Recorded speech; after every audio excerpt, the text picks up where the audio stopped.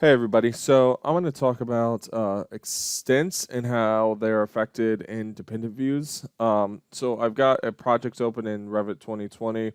It is created without a template, so you can see down here there's no section heads on this section. So it's just a blank project, and for the most part this should show you kind of what I'm talking about. There's a few things in dependent views that are um, affected in are not affected in Revit, and the extents of sections is one of them. There's also some orientation and some scope box stuff as well, but for the most part, we'll just focus on this one, and I'll show you. And this is the expected behavior. So if you see this happening, it is what's supposed to happen on in a dependent view. Uh, currently what we're in is a overall view, and I've got a section there, but I'm going to go ahead and delete that. So I'm going to go up to the view tab. I'm going to draw a section. So I'm going to come down here and kind of draw that just like that. And then I'm going to go into into the area A. So I've already have that open. And if you don't know how to create a dependent view, all you have to do is in your level 1 plan, which should be there by default, right click it and then duplicate view, duplicate as dependent. Now I drew some scope boxes as you see in this overall plan view. So I drew two scope boxes, area A and area B. To get to the scope boxes, you just have to jump to your view tab. On the create panel, you'll find scope boxes. So if I jump into the level area plan, you can see here's our extents. And let's do a window tile. So if I do WT, and what we'll do is we'll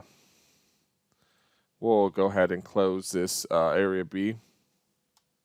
And so we can see this looks good, it matches up, and you know it's something we would expect. But if we were to come into this overall plan and start to shift this extents, you can see that it does not update in the scope box, or I mean not the scope box, but the dependent view. So it does not update in the dependent view. So those are one of those items that just are, they vary between the primary view and the dependent view. That's the expected function of this of section boxes or sections in dependent views in the overall view. So if you see this happening, it is normal. But if you were to want to fix this and say you wanted this to look exactly like this, there's two things you could do. Generally, that section will it includes, so you can see here there's some lines around the section box, those dashed lines, and that's kind of the extent of the view itself. So generally, your section is going to include that, or be, it's going to, you know, the extents of those lines are going to be the extents of your section box or section line usually. So, you know, it may not be that common for it to actually be like this. So, you know, one way you can quickly fix this is by using this to shift it, which will update it in every other view. So if you move this in your overall plan, just make sure to move the 3D extents as well, and it will update it in the dependent views, in every dependent view where that shows up. You can also see, though, if you do split it, it only affects this view. So if you need to split it, you'll have to come up to the dependent view and split it there as well, if that's something, or if that's what you want to do.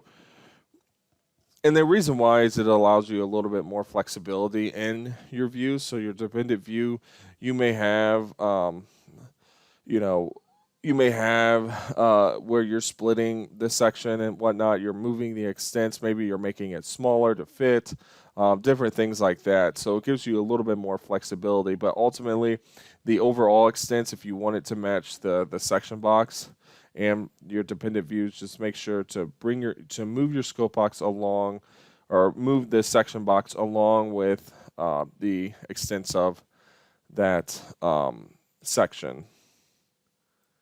Another way to update this is if you do duplicate this.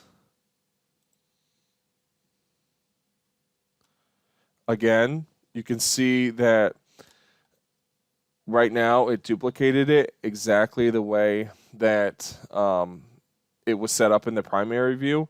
So if you want to make sure that everything, say you have a whole bunch of sections, you want to see those, just, duplicate it as dependent again, and then you'll have those sections updated in the same way. That may affect other things. As you see here, the scope boxes and stuff aren't set up, so it's not